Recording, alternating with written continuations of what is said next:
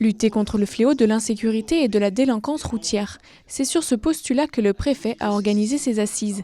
Une réunion qui regroupe plus largement les acteurs de la sécurité routière. Des collectivités, des professionnels de santé, des assureurs ou encore des mutuelles sont présents. Ensemble, ils veulent trouver des solutions pour diminuer les comportements à risque. Certains axes d'action ont déjà été imaginés.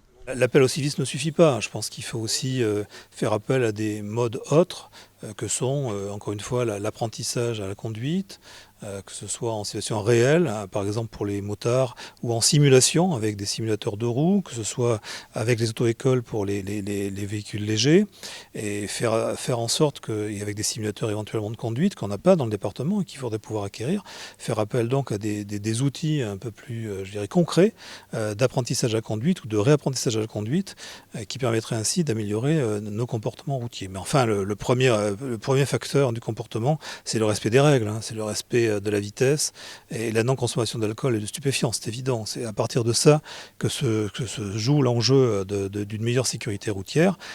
J'espère que ces relâchements de comportement ne sont pas ceux d'une société qui ne croit plus beaucoup aux règles et qui respecte moins l'autorité publique, la chose publique ou la puissance publique. Les forces de l'ordre notent un peu plus de 1000 dépassements de vitesse chaque jour sur les routes du département qui ont donné lieu à des contraventions et ou retrait du permis. Pourtant, la vitesse reste la première cause de mortalité en Haute-Savoie. Il ne faut pas que les gens aient peur du gendarme, il faut qu'ils aient peur de l'accident. Véritablement, la prise de conscience qui doit être faite actuellement, étant donné le nombre de morts que nous déplorons, est celle-ci. On va voir ce que donneront les débats que nous allons avoir avec l'ensemble de nos partenaires.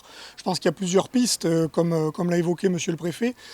Évidemment, nos services continueront à travailler dans le sens d'une plus grande répression des fautes caractérisées, mais je pense qu'il y a aussi beaucoup de travail à faire en partenariat dans le domaine de la prévention. La préfecture de la Haute-Savoie rappelle que la sécurité routière est l'affaire de tous. 50% des personnes tuées sont des usagers vulnérables, 17% de piétons, 24% de motards, 2% sont des scooters et 7% des cyclistes. 24% des personnes tuées sont des seniors, alors qu'elles ne représentent pourtant que 14% de la population du département.